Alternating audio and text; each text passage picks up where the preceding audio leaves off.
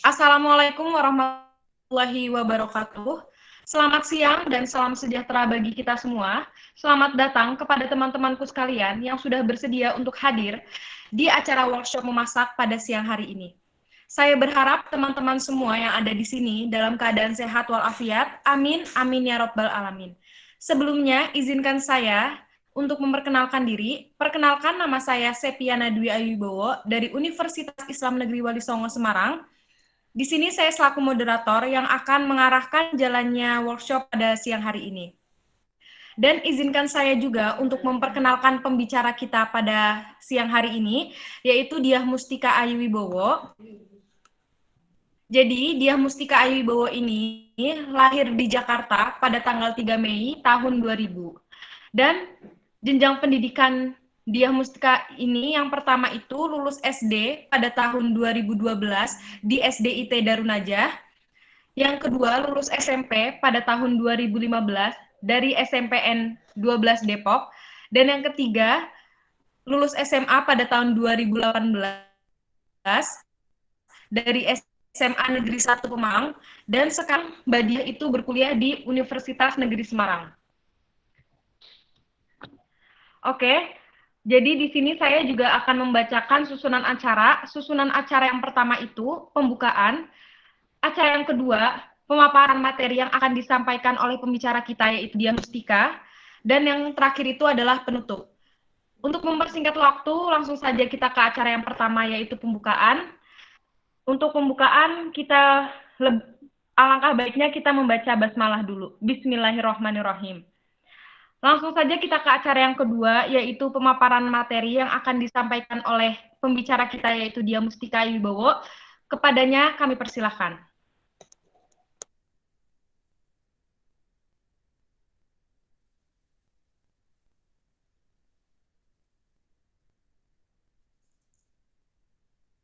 Terima kasih kepada moderator atas kesempatan yang diberikan kepada saya. Baik, akan saya mulai. Halo teman-teman, perkenalkan saya Diah Mustika Wibowo selaku pembicara. Di sini saya ingin menyampaikan sedikit materi mengenai sedikit tips tentang memasak untuk pemula, dan saya sangat berterima kasih kepada teman-teman semua atas antusiasnya untuk berkenan join di Meet kali ini. Sebelum saya menyampaikan materi, ada baiknya kita main tebak-tebakan dulu ya, supaya suasananya nggak terlalu kaku.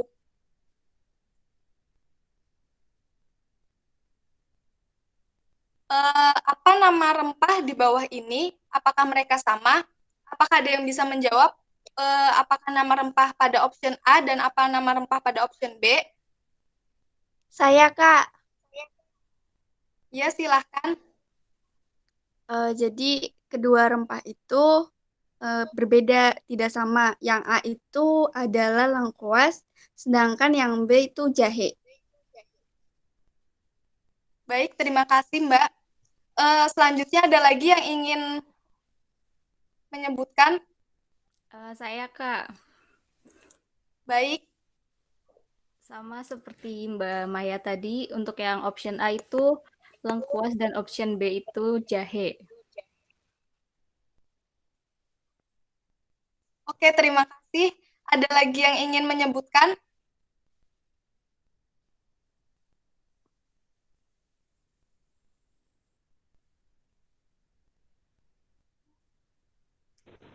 Saya Kak, Ya, silahkan. untuk option A adalah jahe, kemudian option B adalah lengkuas. Oke. 3 saja cukup ya. Jadi jawaban yang benarnya itu next, selanjutnya, slide selanjutnya.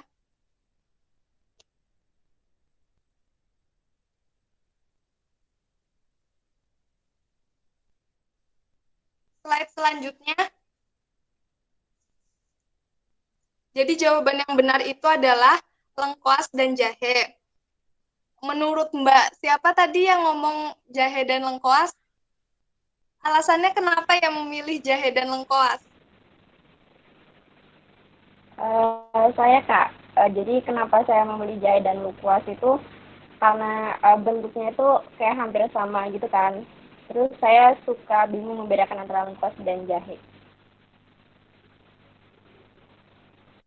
Oh, karena mirip ya. Emang bumbu dapur yang dua itu tuh sering sering dibilang mirip karena bentukannya sama, tapi mereka tuh fungsinya pasti beda ya. Nah, saya akan membahas ketidaksamaan dari kedua rempah tersebut. Yang pertama, kita bahas dari warna kulit. Jahe ini memiliki warna kulit coklat muda yang lembut, serta warna kulit permukaan jahe itu tidak merata. Sedangkan pada lengkoas, memiliki warna kulit kekuningan hingga coklat muda. Lengkoas biasanya terdapat serabut-serabut coklat tua atau merah muda di kulitnya. Kemudian yang kedua, dari segi tekstur daging. Tekstur daging pada lengkuas ini cenderung lebih keras daripada jahe. Yang ketiga, untuk warna daging, jahe ini memiliki warna daging yang kuning muda, sedangkan lengkuas ini berwarna coklat terang. Slide selanjutnya, next. Ada 5 tips memasak untuk pemula seperti aku dan kalian. Yang pertama, slide selanjutnya. Mengenal dan mempunyai alat memasak. Jika teman-teman ingin belajar memasak, sudah tentu kalian harus mengenal dan memiliki berbagai alat masak yang digunakan. Alat masak memiliki beragam jenis dan fungsinya masing-masing. Untuk itu, teman-teman perlu mengenali terlebih dahulu. Teman-teman tuh nggak usah beli yang mahal-mahal, yang penting kualitasnya itu baik dan dapat digunakan. Next. Mengenal bahan-bahan makanan. Tips selanjutnya ini adalah belajar mengenal berbagai jenis bahan makanan. Tidak hanya sebatas bahan makanan saja, tapi teman-teman juga harus memahami bumbu-bumbu dapur beserta fungsinya. Oleh karena itu, pemula harus belajar dalam membedah rempah-rempah satu dengan yang lain. Apalagi jenis rempah yang memiliki tampilan yang mirip. Contohnya tadi seperti jahe dan lengkoas. Keduanya serupa tapi memiliki fungsi yang berbeda. Jahe ini menambah kesan pedas dan hangat pada makanan, seperti ronde atau kue jahe. Dan sedangkan lengkuas ini bisa ditambahkan pada sayur bening untuk menambahkan aroma dan rasa manis. Next. Membaca buku resep atau menonton tutorial memasak. Jika kamu sudah mengenal alat masak dan bahan makanan, sekarang saatnya untuk memasak. Teman-teman bisa mengikuti masakan yang ada pada buku resep yang kalian punya atau menonton channel memasak yang ada di YouTube. Dengan begitu, teman-teman dapat memiliki gambaran mengenai langkah-langkah memasak yang harus dilakukan. Next. Mulailah dengan masakan yang mudah. Untuk pemula, sebaiknya coba masakan yang mudah terlebih dahulu, sehingga teman-teman tidak kaget dan bingung saat memasak. Dengan mulai dari resep yang mudah, kamu bisa belajar beradaptasi dengan suasana dapur. Selanjutnya, teman-teman bisa lebih siap untuk memasak menu yang lebih rumit. Slide selanjutnya.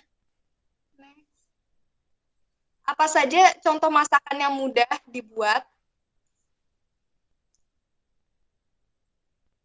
Next.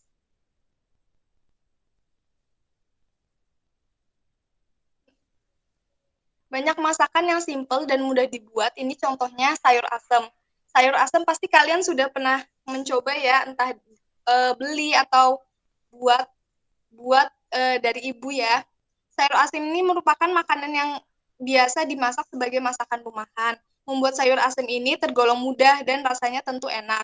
Contoh lainnya itu membuat cookies, membuat semur jamur itu mudah ya untuk pemula.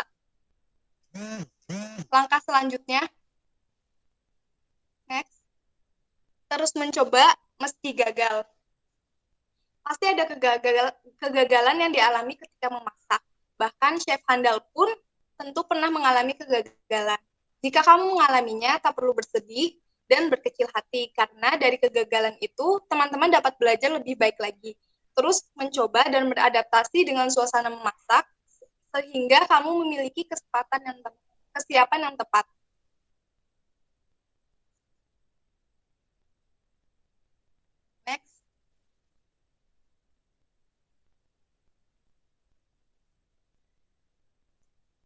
Sekian pemaparan dari saya. Selanjutnya akan diteruskan oleh moderator.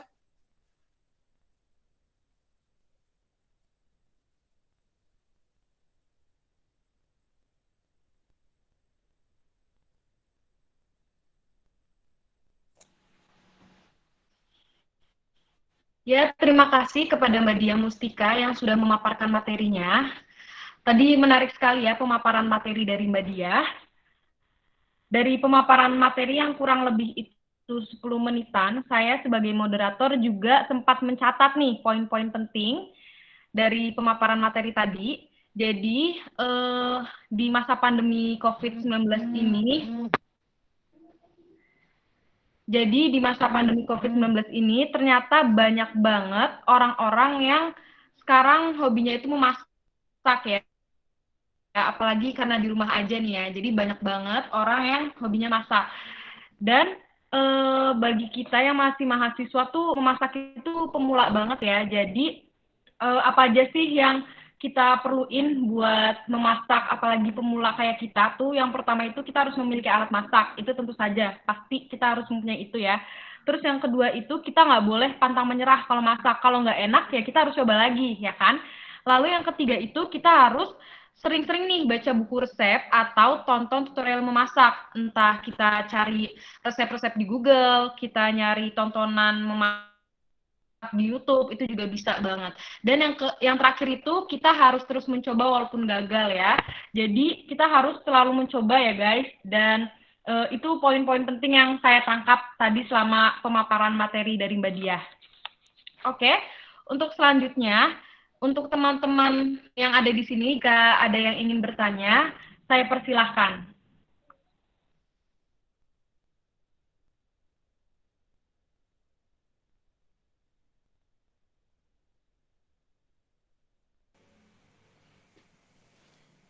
Izin bertanya, Kak.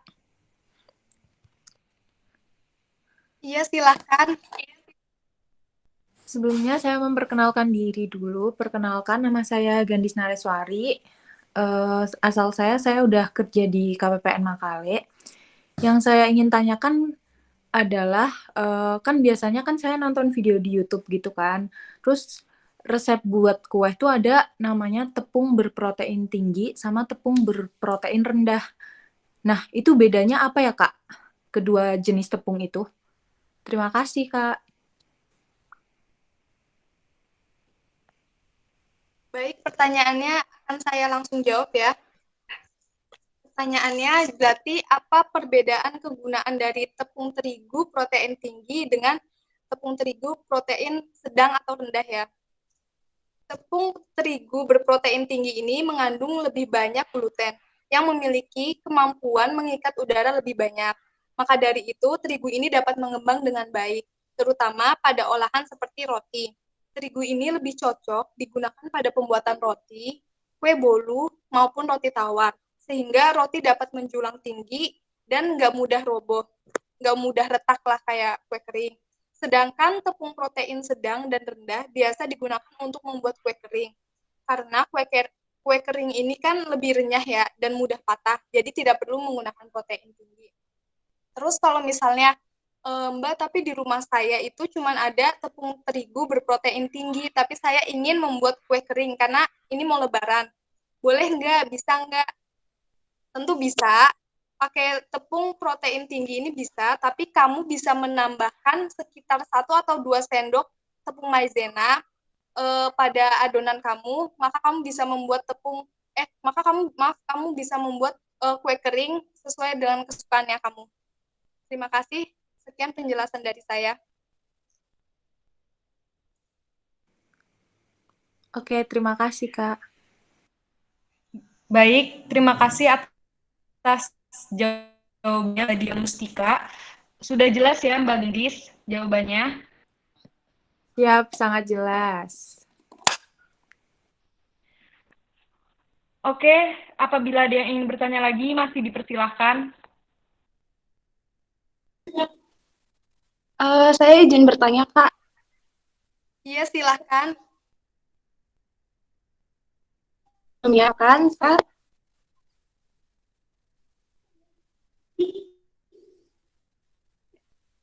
Sebelumnya perkenalkan, saya Sabila Safa Hadaina dari Universitas Negeri Semarang.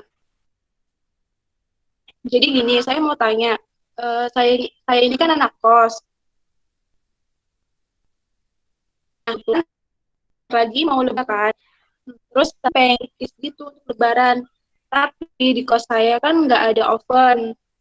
Nah, pertanyaannya gimana sih caranya atau tips untuk kita anak kos yang ingin membuat cookies tapi dengan alat seadanya? Mungkin tanpa menggunakan oven atau alat-alat begitu, Kak. Nah, sekian pertanyaan dari saya. Terima kasih.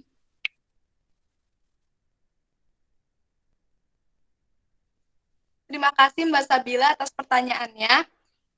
Pertanyaannya itu bikin kue kering tuh bisa tanpa oven apa enggak? Memanggangnya tentu bisa. Mbak Sabila itu bisa, kalian juga bisa menggunakan teflon, tapi teflonnya itu tuh enggak cookiesnya itu enggak langsung taruh di atas teflonnya, tapi kalian harus menggunakan pembatas yang terbuat dari besi, kemudian taruh pembatas di atas pembatas itu ada loyang, kemudian cookiesnya itu kamu taruh di loyang, lalu kamu tutup dengan tutup teflon, itu bisa kayak gitu. Tapi kan nggak ada teflon, oh bisa menggunakan panci. Kan kamu kan kalau ngekukus itu kan pakai panci, tapi kalau misalnya kamu memanggang itu nggak usah pakai airnya. Jadi airnya itu untuk dikukus, tapi kalau untuk memanggang itu nggak usah pakai air. Terus pakai pembatas besi yang itu kan biar nggak langsung nempel ke dasarnya, pakai pembatas, loyangnya ditaruh atas pembatas besi itu, terus kamu masukin adonan, terus kamu tutup pakai tutup panci, tapi tutup pancinya jangan lupa ditutupin pakai serbet supaya airnya itu nggak jatuh-jatuhan ke adonan cookiesnya. Kayak segitu jawaban saya. Gimana Mbak Sabila? Oh iya, bisa dipahami. Ya, terima kasih Kak atas jawabannya. Sama-sama.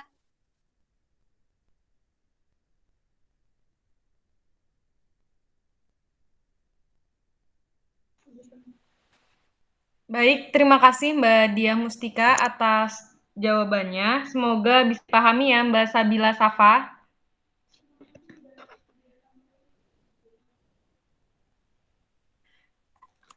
Apakah tidak ada yang bertanya lagi?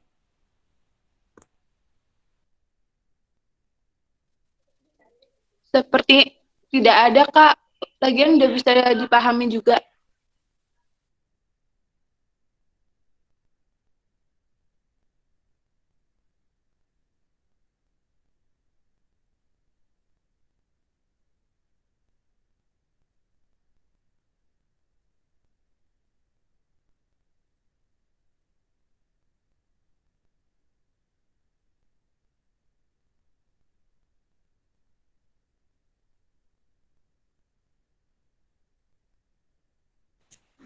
Oke, karena sudah tidak ada yang bertanya lagi, terima kasih kepada teman-temanku semua yang sudah mau join sampai akhir diskusi